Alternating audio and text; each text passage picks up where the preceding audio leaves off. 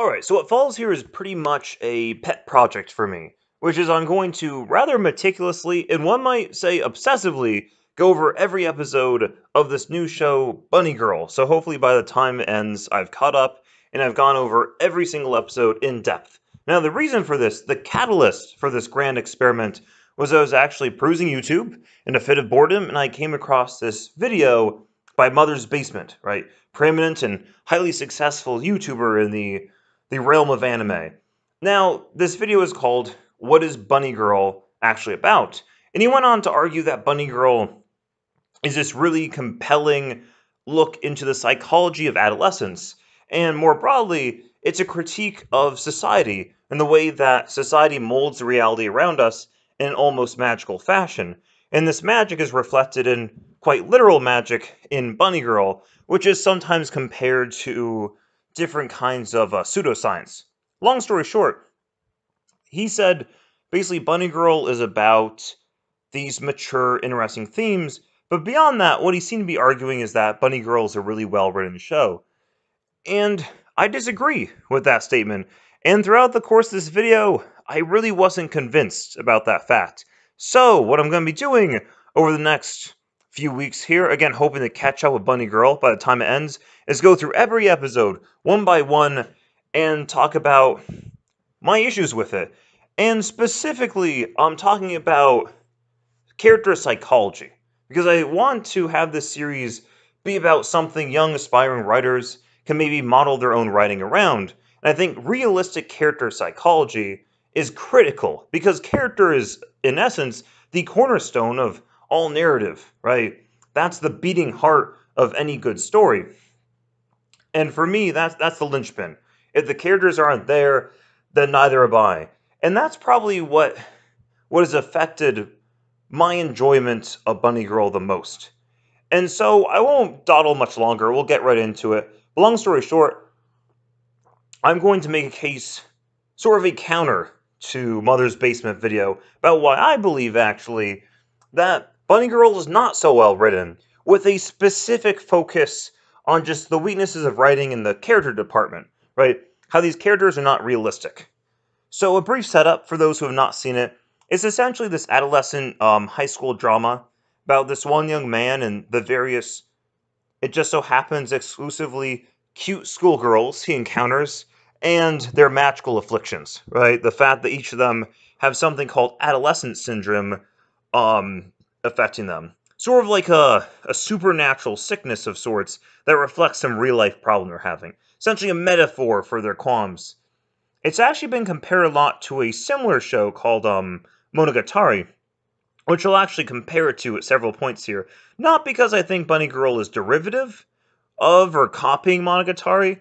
They're from the same genre, so inevitably they'll share genre conventions. So it's not that I think it's actually a copy of, right? But they are similar, which means it's a good point of comparison. So the first point of comparison I want to make is both of these shows, early on in the first episodes, the main guy and the main gal meet. Now, I can't actually remember for the life of me what main guy of Bunny Girl is called, because I find him kind of bland. I have him listed here as main guy, but I think his name is Yuta. You know what, I'm going to go with Yuta. I think that's correct. If it's not, don't crucify me. But Yuta and Mai are two protagonists meet early on in the first episode in a library. Now, Mai is traipsing about in full-clad Bunny Girl regalia, right? Which normally would draw a lot of attention, but as it turns out, none of the people in the library actually seem to notice her, even when she leans in, waves her hand in front of their faces, and very quickly we realize she's invisible. Except our main character Yuta, for unknown reasons, can see her. So he walks up to her and he just stares at her for a sec, they make eye contact, and this is her first line of dialogue, and this is what I really want to focus on. When I'm talking about the weak character writing, and beyond that, the fact that there is not really realistic character psychology. So, she says, "I'm surprised you can see me," followed by a "yeah" from him, and then followed by from her a "see you then." This is their first interaction. Now, I want to compare this to the first time the main guy and gal meet in Monogatari.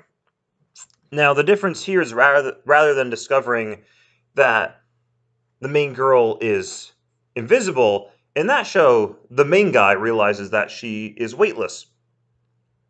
And this is a problem, especially for a main girl who doesn't want the secret to get out. And she, as a result, puts a box cutter in his mouth and a stapler against the other cheek and threatens bodily harm, right, if he says anything. Now, this makes sense, right? Since who's going to forget about magical powers, right? Imagine you're walking down the street and you see someone nonchalantly flying by and they notice you and they say, "Oh shit," pretend you didn't see that. Can you really pretend not to see that? Right? The laws of physics, as you knew them, are a lie. Your entire world is topsy turvy now. Right? Your reality is crumbling down around you. Superpowers exist now, and you're just gonna like live your life right without any incentive. In Monogatari, I think it's really important that the main heroine there, Hitagi, threatens our hero with actual bodily harm, and later on she'll threaten his family. This is important because otherwise someone wouldn't forget, right? Whereas in Bunny Girl, Mai says, "I'll give you one warning, forget about what you saw today. Also, don't have anything to do with me under any circumstances. If you understand, then say yes." This is very similar, actually, to what Hitagi says in Monogatari, but there she has a stapler and a box cutter in his mouth, which is a whole different ordeal. Here she says, "Only give you one warning," but what warning? There's no threat whatsoever.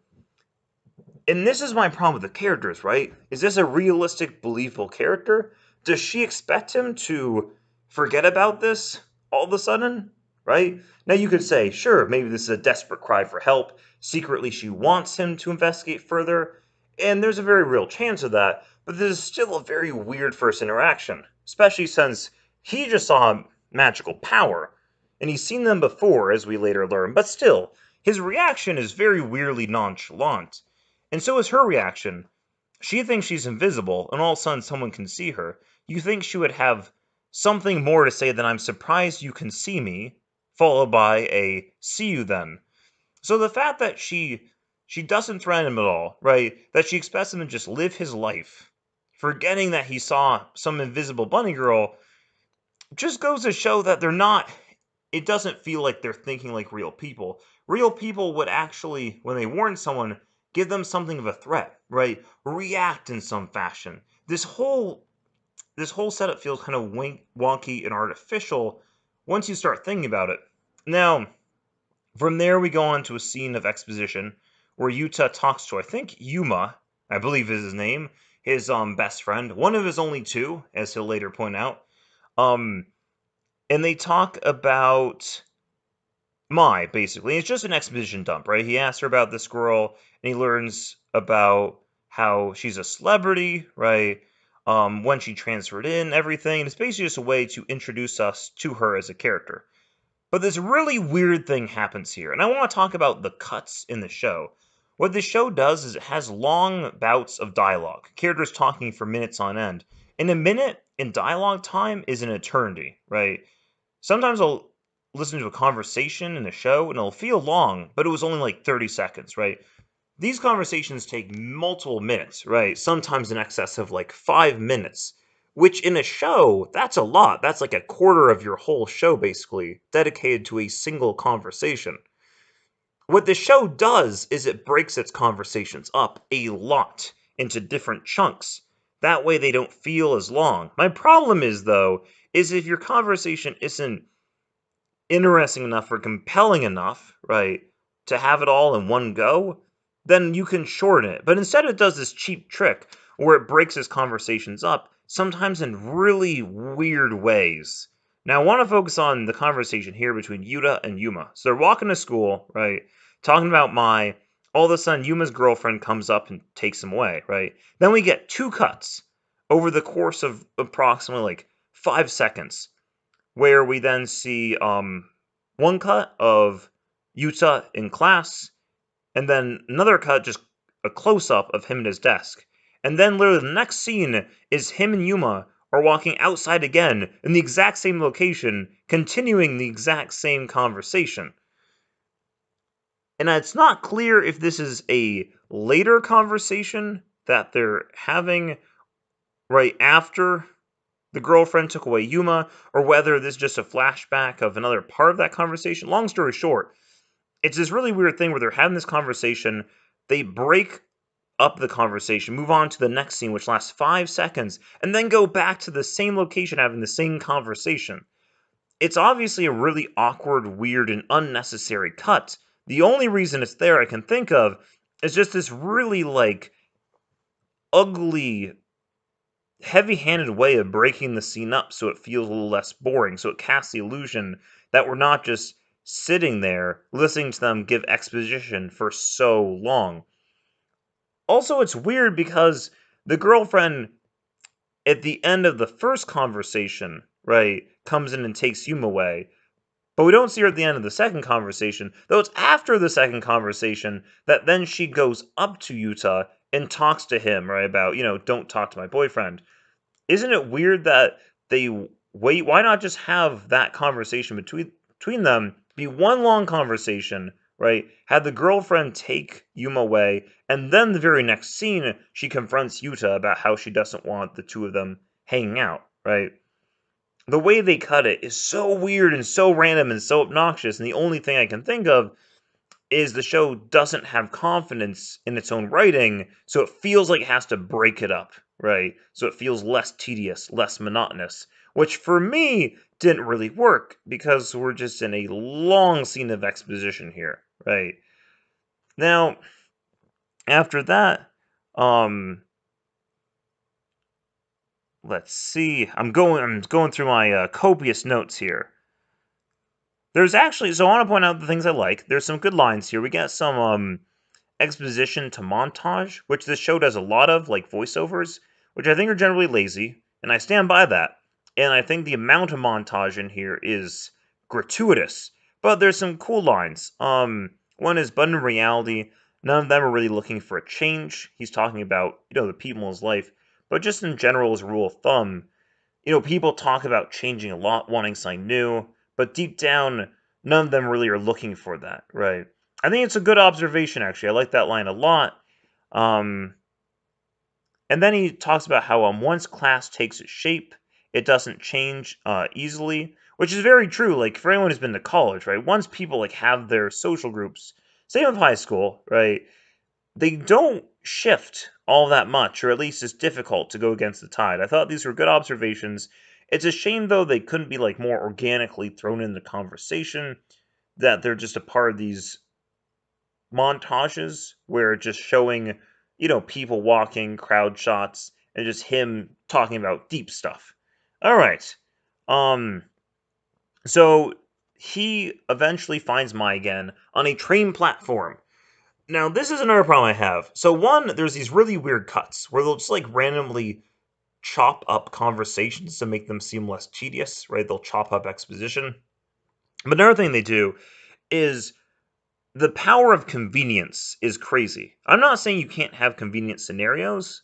However, there are so many incredibly annoying conveniences and coincidences. So he sees Mai, right, on the train platform and he wants to talk to her. But before that, there are a couple of people taking pictures of her being obnoxious, right, because she's a celebrity.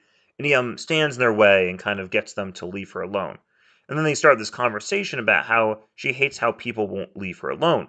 But imagine if that hadn't just happened, right? He's no better than them in the sense in that she told him explicitly, don't talk to me, right? And he's talking to her anyways. And granted, I think she initiates here because he saved her. But the fact of the matter is he's no better than they are. The only reason he can talk to her without really coming across as, an asshole is because there were just these two random people taking this picture of her. In essence, it's lazy writing, right? In that whenever this guy needs a convenience, there will be one. The world bends over backwards to make things easier for Yuta, and you see this more and more as the episodes go on. But long story short, there are two random assholes in a world full of random assholes, but only when you need them, that let him kind of organically begin conversation with Mai. They get to talking. There are some cute parts of their conversation, some good back and forth, certainly, parts that feel nice and organic, right? Like real conversation between two high schoolers, a bit of a sexual charge.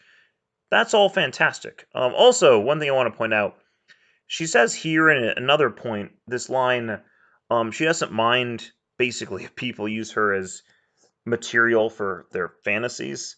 I like how they have this line in twice because it's a good subtextual way of developing her character. Clearly, she does mind about this, right? A lot, and this will come up again later.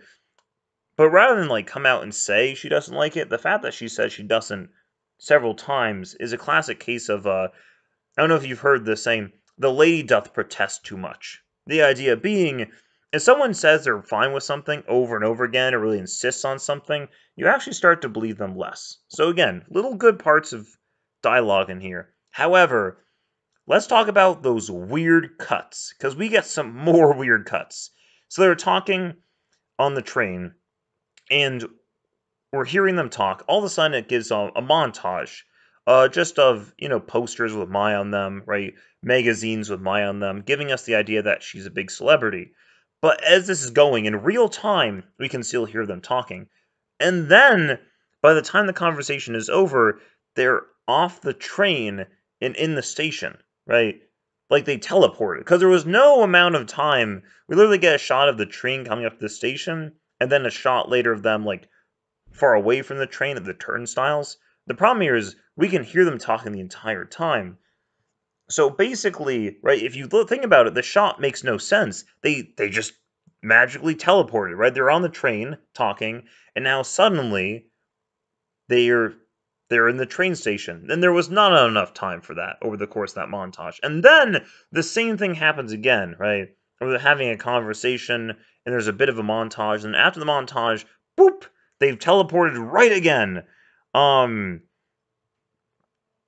so so long story short, the way the show is cut, especially this first episode, is really weird and really aggravating. And that it does a cheating cut, which is it basically montages away and shows us random images that are somewhat related, but still, not always necessary, and then cuts back and we just teleport and hope you won't notice, right? It cuts its scenes up to one, keep you from being bored, right?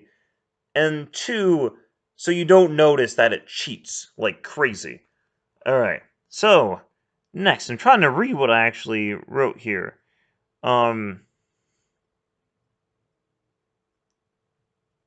Oh, I want to say, so they get a cream bun from a shop, and the cream bun proprietor, the seller of cream buns, can't actually see Mai. And they have this quick bit of dialogue where Yuta says, "Aren't you bothered?" Right? Obviously referring to the fact that she can't be seen, and um, she says that she is not being able to eat cream buns is a problem. I like this bit of dialogue actually, in that she's bothered, but she like answers in sort of a deflective, indirect fashion. Just a cool little bit of dialogue, right? I think shows kind of their like comfort with each other, their witty back and forth, but also helps convey that yeah, she's definitely bothered by the fact that she's disappearing. That was a good line of dialogue. There's a few really good lines of dialogue between them. The problem, though, is you could distill their scenes into just like the best parts, like the really good lines. Unfortunately, we don't just have the good stuff, right? We also have these random montages, these weird cuts, them magically teleporting when we look away for 1 second as if we won't even notice, right? Next, he takes her to his house, right, saying he can help her with adolescent syndrome, and takes her to his room. And the first thing he does is he takes his shirt off. Now, he told her he could prove to her that he's experienced adolescent syndrome, right? Now, this is where I get back into the idea of like character psychology. He doesn't say anything, he just starts taking his shirt off, right? And she's freaked out, reasonably so.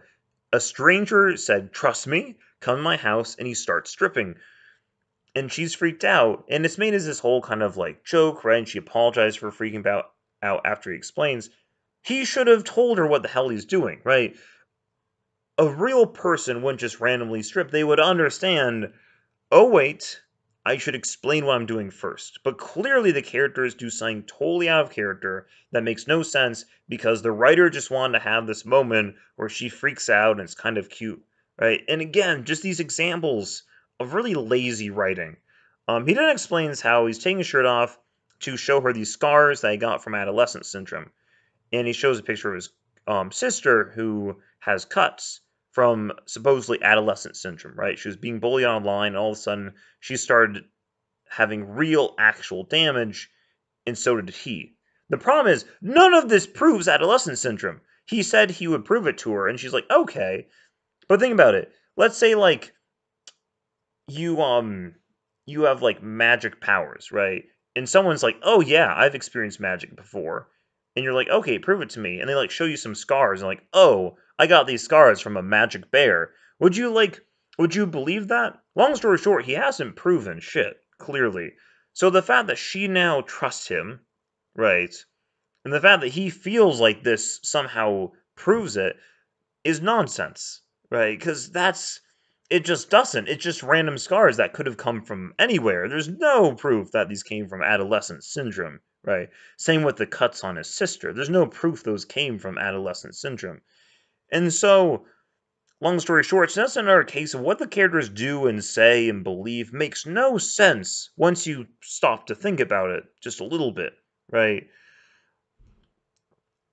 So, after that, we have another scene that really bothers me, which is he starts giving her a hard time about how she should go back into show business because Mai is a celebrity and she was in some shows and movies. And he says, "You want to go back into show business? You should, right? Like, stop whining about it." Now, this is like a big thing to tell someone that you just met, right? Like, explain what they need to do to be happy, and you've known them for literally just less than a day. And when she asked, "How do you know I want to go back into show business?" Because that's a good question, he says, "Because you look disappointingly at an ad on the train for a movie." Now, don't tell me that this guy, by looking at her reaction to an ad on the train, can all of a sudden magically tell that that means she wants to go back into show business and that's what she really wants, right? He's just taking a shot in the dark. Like, can you comfortably say you would make that call, right? Like you saw a little expression from a person and now you feel comfortable telling them how to live their life and what they need to do. Show business has ruined a lot of people's lives and made a lot of people miserable. Who is he to say that what she wants is go back into show business? He barely knows her. And it's this obnoxious moment that's played off as him knowing what he's talking about and being this like social savant who can read even the smallest of social cues. But really it's just him being, again, kind of an asshole. And this is why I don't like the character. Things like him taking his shirt off without explanation when she's alone in his room, or him telling her how to live her life come off as just ash-holish because they don't make sense. You don't know what she's thinking from looking at the way she looked at a poster. Again, if you get down to it, these characters just don't behave in a normal human way. Also, the fact that she continues to hang out with him after, again, he started to strip when she was alone in his room. There was a moment where she obviously thought something bad was going to happen. She's recovered from that pretty quickly. And then he starts telling her how to live her life, right? All of this it just seems weird that she's hanging out with him, right? It seems weird. A lot of what he's doing doesn't make much sense. And then we get to the end, right? Where she shows up at his house late at night, basically saying that she's hungry, right? And her stomach growls because she can't get food because no one can see her. Now, as she says, in fairness to the show in the next episode, the reason that she came there wasn't just food, though it was partly food. It's that obviously she was alone and scared. But here's the thing, if you're invisible, right, you can get all the food you want. No one can see you. Just take the food you need. And if you feel bad about not paying for it, just leave the money, leave the cash there. The fact that she clearly was starving, got no food, makes no sense. Get some food at least. You can still go to his place. Long story short, though, it's just all these different things the characters do that make no sense. Like if you were invisible, right? No one could see you, interact with you. Would you starve? Who would starve, right? That's like obviously you can get food. So long story short, everything these characters do, once you think about it, makes so little sense. And this is just episode one. Um, So I'm gonna go over some more episodes later on, maybe today, maybe in the following days. Again, a few a week in order to catch up with the final episodes of Bunny Girl. But my main dilemma here is the show just, oh my goodness, it just doesn't make sense on a human level. And that's what's so important. The characters aren't compelling in that they don't make sense, right? Again, to go over some of my big questions is, why didn't she give him more convincing reason to not fixate on the fact he just witnessed a magical power, right? Seen an invisible bunny girl, right? Why does he think he shouldn't explain why he's stripping before he strips down in front of her? Why are they magically teleporting, right? Like, there are multiple moments where the show will pan away to a different shot and then the characters will just be suddenly somewhere different. But it's clearly not that the cut implied sped up time because we've heard them talking in real time the entire while, or we'll just randomly make like a 5 second scene to break up a longer scene in order to make it seem less boring and exposition ridden than it is. Long story short, writing wise, I see this as a hot mess of a show with some good bits of writing. I think a soundtrack that generally elevates it a lot and does the show a lot of favors. Overall, I just can't say I'm really on board with the writing. So that's what this is. This is basically a series of interconnected rants going over the hopefully 12 episodes of Bunny Girl. And this is the first of hopefully many of, I guess, hopefully specifically 13. All right, and that is it for now.